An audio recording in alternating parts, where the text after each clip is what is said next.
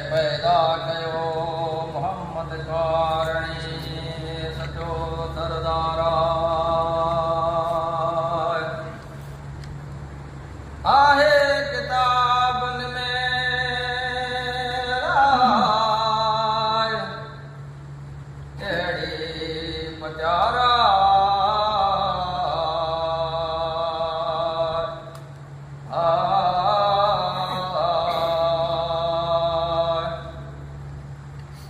फरमायो बीबिया मिनत मुरसल संदीमाय त जॾहिं जायम मिठो मोहम्मद कारणी सचो सरदारा मंदे पिया ओ सजदे में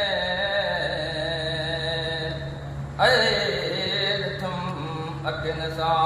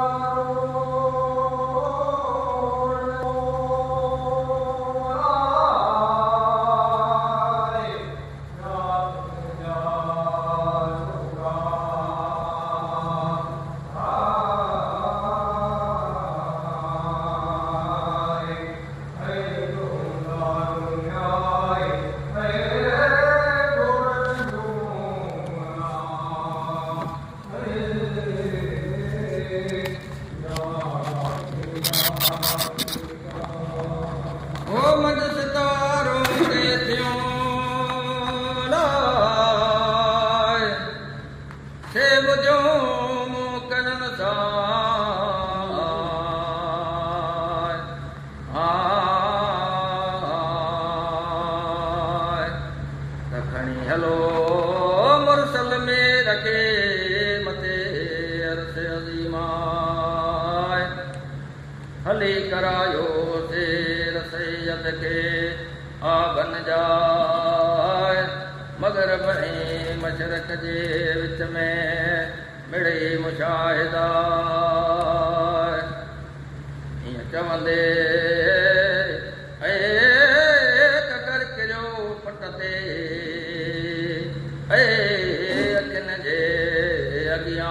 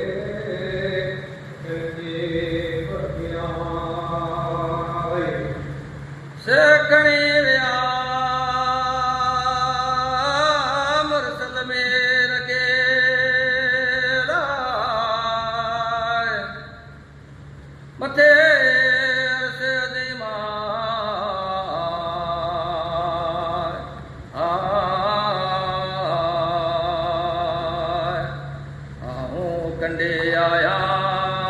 ऐ पुट पाकी रेला हेला करिया केड़ा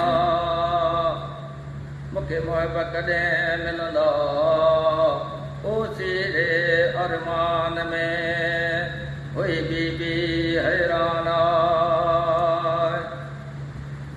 ककर मोटायो ऐ नबी करीम के ऐ सायत पुजाना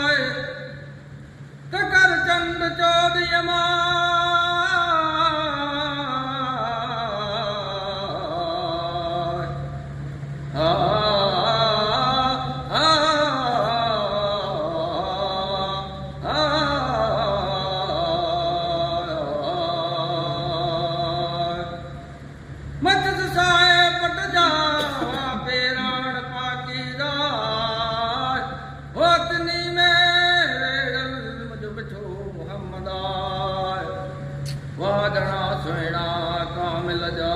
कपड़ा सुरमो पातल लखन में कजल कमाला सबब सुहाए तैं ॾिठा आगाहूं ॾियणा दाई ना वतन जा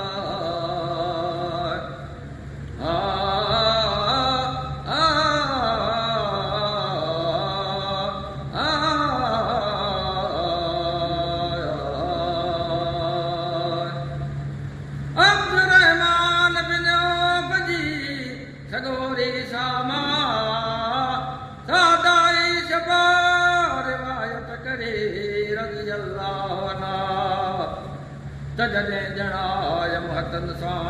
मिठो मोहम्मद सबब सुहाए डोरे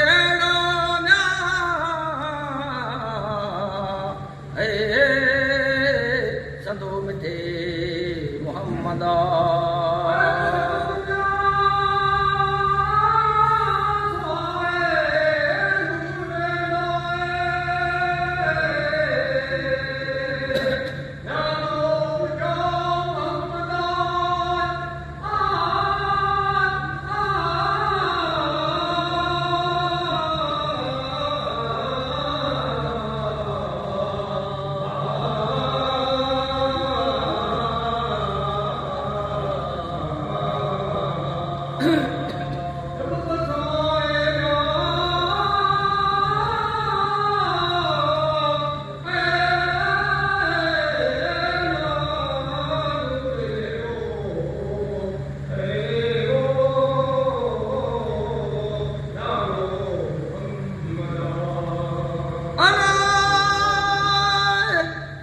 बि सुहाए ते ॾिठा आगाऊं ॾियणा